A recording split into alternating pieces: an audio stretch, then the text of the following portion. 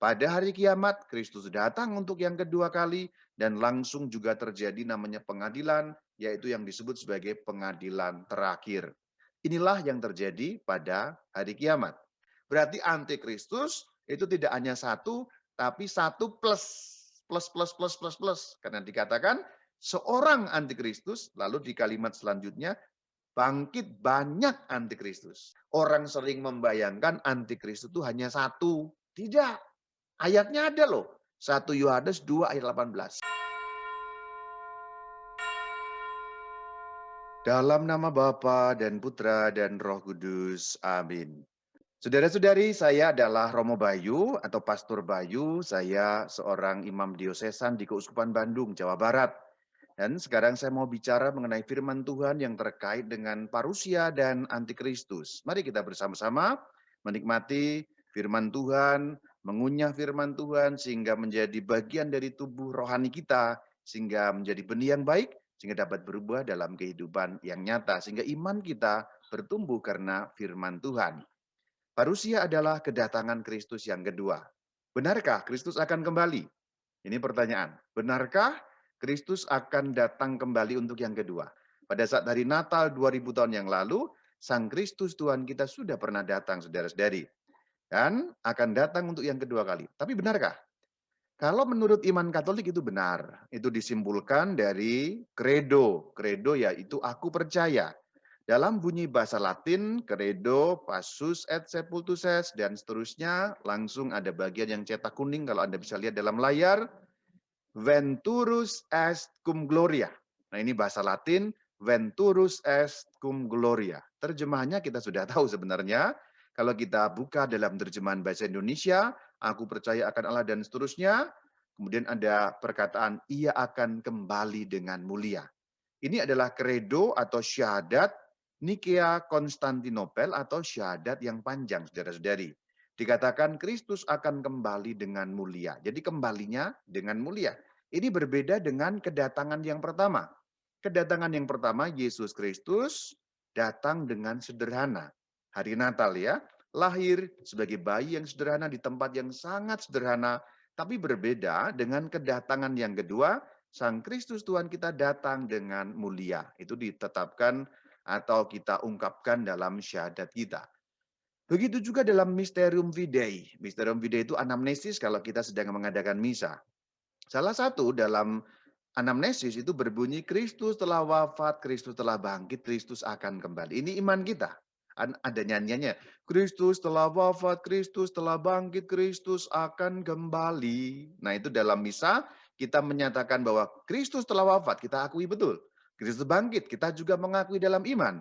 Dan Kristus akan kembali, kita juga mengakuinya dalam iman. Jadi benar, dalam kekayaan iman kita yang Kristen, satu, kudus, katolik, dan apostolik, atau iman gereja Katolik, benar Kristus akan kembali. Pada saat Kristus kembali, apa yang terjadi? Ini yang menimbulkan pertanyaan juga. Pada saat Kristus kembali dengan mulia, atau kedatangan yang kedua, itu apa yang terjadi? Yang terjadi adalah 3 hal dalam satu peristiwa. Saudara-saudari, 3 in 1 ya. 3 hal dalam satu peristiwa. Berarti dalam satu peristiwa yang sama, waktunya bersamaan, terjadi 3 hal sekaligus. 3 in 1 saya sebutnya. Yang pertama namanya parusia. Parusia itu kedatangan Kristus yang kedua. Kemudian akhir zaman, hari kiamat. Kemudian yang ketiga pengadilan terakhir. Jadi kalau kita ngomong tentang hari kiamat, yang terjadi langsung 3 hal ini. Pada hari kiamat, Kristus datang untuk yang kedua kali, dan langsung juga terjadi namanya pengadilan, yaitu yang disebut sebagai pengadilan terakhir. Inilah yang terjadi pada hari kiamat. Kalau kita ngomong mengenai hari kiamat, ada banyak kontroversi, ada banyak macam-macam versi dan lain sebagainya. Tetapi dalam iman gereja Katolik jelas 3 hal inilah yang terjadi. Mengenai ini, supaya tidak terjadi berbagai macam kontroversi yang menyesatkan kita perlu untuk mempelajari 7 kesimpulan ini. 7 kesimpulan ini disimpulkan dari isi Alkitab, tradisi suci gereja, dan magisterium atau ajaran resmi gereja Katolik.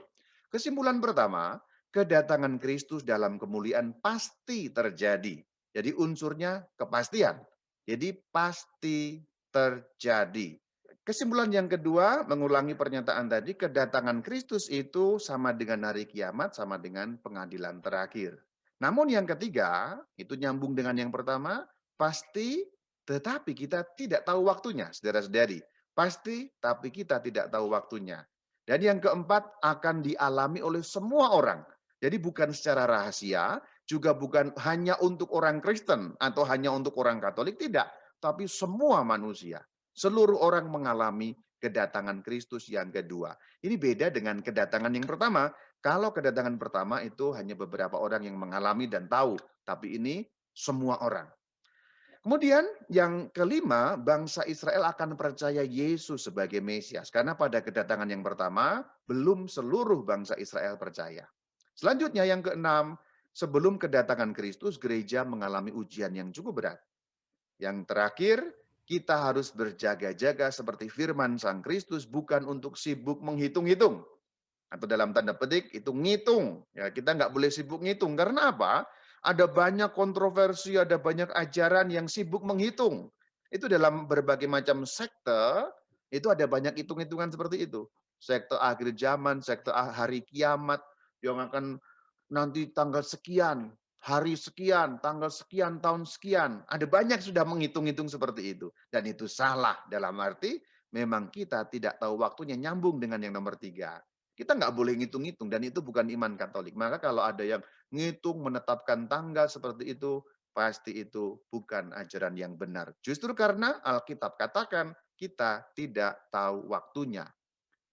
Sekarang kita lihat landasan Alkitabiah, artinya firman Tuhan mengenai itu apa.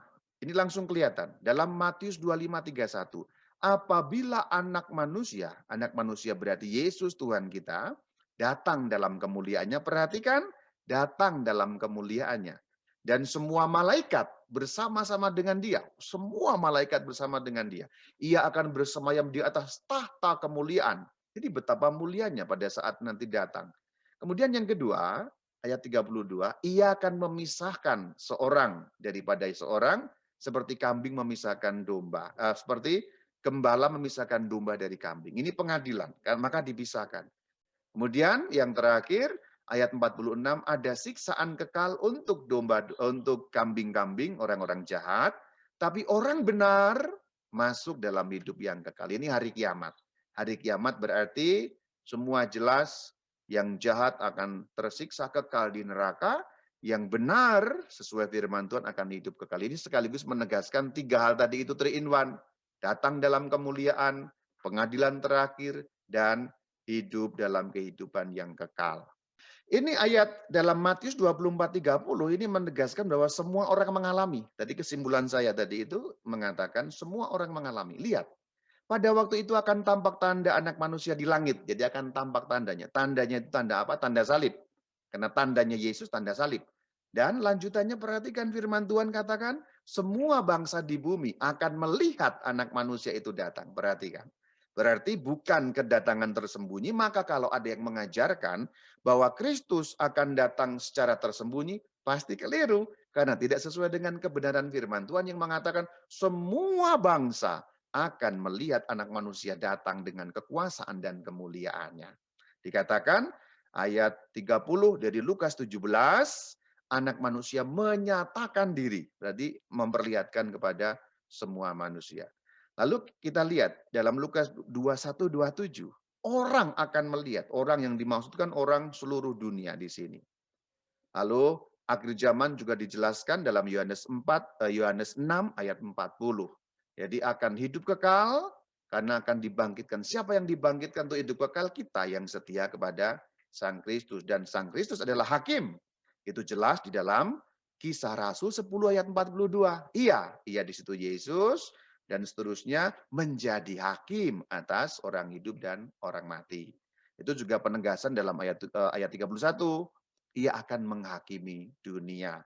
Masih lagi tegas dalam surat Roma pada pasal yang kedua ayat ke-16 dikatakan akan menghakimi oleh Kristus Yesus. Ya, Allah menghakimi oleh Kristus Yesus. Kemudian dalam 2 Tesalonika 2 ayat 8 dikatakan ia akan datang kembali dan dikatakan si pendurhaka. Siapa si pendurhaka? Ada dua arti. Pertama adalah iblis dan setan-setan, yang kedua manusia yang justru mengikuti iblis dalam perbuatannya, itulah si pendurhaka. Meskipun yang diacu dalam ayat ini secara khusus adalah iblis yang kerjaannya melawan Allah.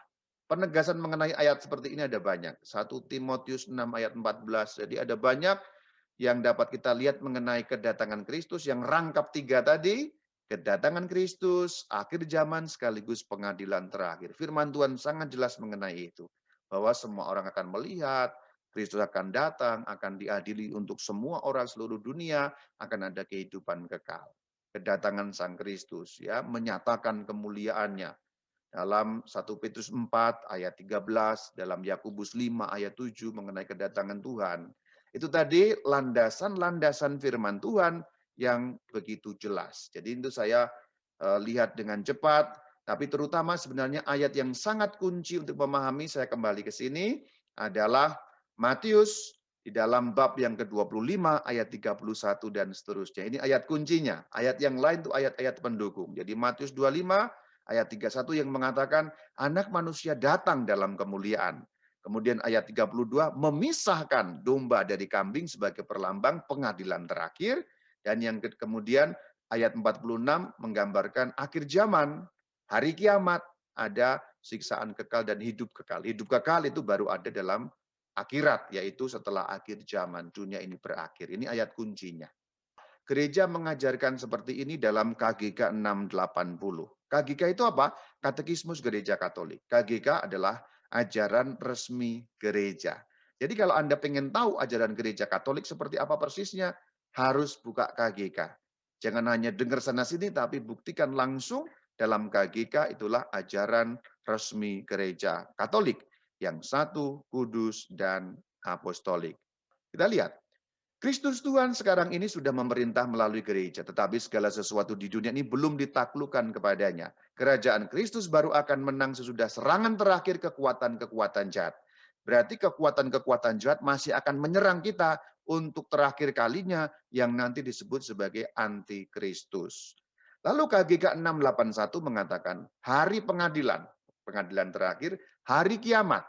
Kristus akan datang. Itu penegasan yang bagian tadi itu mengatakan bahwa bagaikan gandum dan rumput di ladang yang sama, tapi nanti akan dipisahkan, ditentukan dengan pengadilan.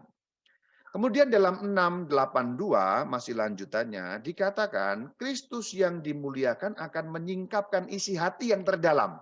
Berarti tidak ada yang mungkin tersembunyi. Artinya, pengadilan Sang Kristus ini pengadilan yang seadil-adilnya. Tidak mempan disogok, saudara-saudari. Tidak mempan disuap. Kalau pengadilan di dunia ini orang masih bisa main suap, pengadilan terakhir tidak mungkin karena menyingkapkan isi hati, tidak bisa bohong, tidak bisa kita menipu, tidak bisa ada yang tersembunyi. Semua disingkapkan isi hati karena Tuhan menguasai segala sesuatu di surga dan di bumi sebagaimana dikatakan dalam KGK 668. Segala kuasa di surga dan di bumi itu dimiliki oleh Sang Kristus. Ini ayat-ayatnya, yaitu landasan firman Tuhannya Efesus 1 ayat 21. Dikatakan Kristus jauh lebih tinggi. Jauh lebih tinggi dari apa? Pemerintah, penguasa, kekuasaan. Bukan hanya di dunia ini saja. Lalu dikatakan, lalu di mana? Juga di dunia yang akan datang, yaitu dunia akhirat kerajaan Allah. Maka kalau kita lihat dalam KGK 673 juga dikatakan, kedatangan Kristus kita tidak tahu waktunya. Itu jelas dalam KGK 673. Kita tidak tahu masa dan waktunya. Kita nggak tahu. Maka sebenarnya ada dua hal yang dapat kita petik yang juga sudah disebut di bagian awal. Kedatangan Kristus pasti, tapi kita tidak tahu waktunya. Kita lihat jelas firman Tuhan dalam Markus 13 ayat 32. Tentang hari dan saat itu tidak seorang pun yang tahu. Jelas sekali saudara-saudari, hanya Bapa yang tahu. Ditegaskan ulang dalam Kisah Rasul 1 ayat 7. Jawabnya di situ, Yesus Tuhan kita, engkau tidak perlu mengetahui masa dan waktu. Tidak perlu. Jadi selain kita tidak tahu, artinya itu objektif, kita tidak tahu. Lalu Tuhan katakan tidak perlu tahu. Jadi bukan hanya tidak tahu itu hal pertama, Yang hal yang kedua tidak perlu tahu. Jadi kita nggak usah hitung-hitung mengenai itu semua. Yang paling penting apa? Adalah ayat dalam firman Tuhan Matius 24 ayat 44. Hendaklah kamu siap sedia. Kenapa? Karena kita tidak tahu. Karena anak manusia datang pada saat yang tidak kamu duga. Ini juga keterangan lain dalam 1 Tesalonika pasal 5 ayat 1 ayat 2. Hari Tuhan datang seperti pencuri. Ini melambangkan ketidaktahuan kita. Kemudian bagian yang penting adalah ternyata kedatangan Kristus yang kedua itu akan diakui oleh umat Israel. Berarti bangsa Yahudi akan menjadi percaya. Perhatikan bahwa dalam Roma pasal 11 ayat 25-26 akan jelas. Terutama langsung dalam ayat 26. Dengan jalan demikian seluruh Israel akan diselamatkan. Berarti mereka akan percaya. Akan percaya, betul-betul percaya 100% Yesus Kristus adalah Mesias. Apakah sekarang orang Yahudi belum percaya, Romo? Ada yang sudah, tapi sebagian besar belum. Atau lebih tepatnya belum seluruh Israel percaya Yesus adalah Mesias. Namun nanti hari Tuhan datang, maka Israel akan menjadi percaya dan mengakui Yesus Kristus adalah sungguh Sang Mesias. Kenapa? Karena beda dengan kedatangan pertama. Kedatangan pertama itu sederhana, hina dina. Kedatangan yang kedua kemuliaan. Gambaran orang Israel mengenai Mesias itu kemuliaan, saudara-saudari. Ini jelas dalam KGK 674. Masuknya jumlah genap orang Yahudi ke dalam kerajaan Mesias, kerajaan Mesianis. Berarti pada kedatangan Kristus yang kedua, orang Yahudi akan percaya Yesus Kristus adalah Mesias. Namun gereja justru akan mengalami ujian yang terakhir. Kita lihat di dalam KGK 675, gereja harus mengalami ujian yang terakhir, menggoyahkan iman banyak orang. Nah, iman banyak orang itu digoyahkan oleh siapa? Nabi-nabi palsu. Matius 24 ayat 11. Jadi banyak nabi palsu juga zaman now ini, saudara-saudari. Maka kalau Anda dengar renungan, dengar pengajaran firman, jangan buru-buru percaya meskipun mengutip ayat Alkitab. Karena Tuhan sudah katakan banyak nabi palsu. Firman yang benar itu mengikuti firman Tuhan yang dibaca menurut tradisi gereja dan magisterium.